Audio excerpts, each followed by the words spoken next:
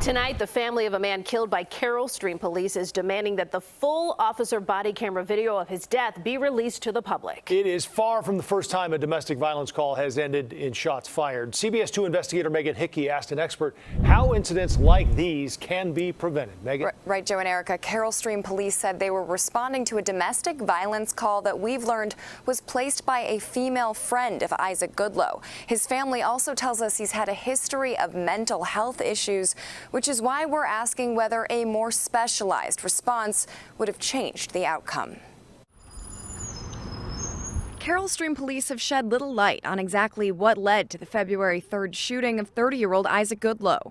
We get about 6 more officers here, some mutual aid, just to help us in scene security.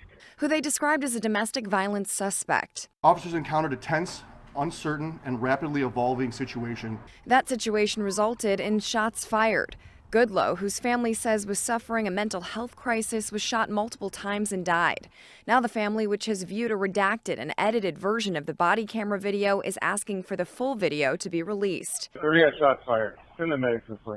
These situations can be dangerous for police and the subjects involved. According to FBI data, approximately 9% of officers killed in the line of duty in the decade ending in 2020 were responding to domestic disturbance or domestic violence calls. But what's the solution? And that's usually the complaint that we hear from officers is, I'm not a social worker. Amanda Pyron, executive director of the network advocating against domestic violence, tells us the foundation to an alternate response model is here in Chicago, where domestic violence organizations are working with a group called Treatment Not Trauma. Their goal is to have a citywide crisis response program that dispatches properly trained mental health professionals and EMTs, not armed police officers. So in cases where there isn't an extreme risk of physical harm to a survivor, that they have an alternate pathway to receive community-based services. In October, the Chicago City Council approved a working group tasked with creating a report by the end of May that would bring the city closer to implementing Treatment Not Trauma.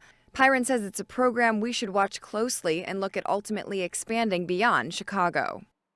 And Pyron stresses they have a comprehensive network of services so survivors can reach out early, hopefully before having to make that 911 call.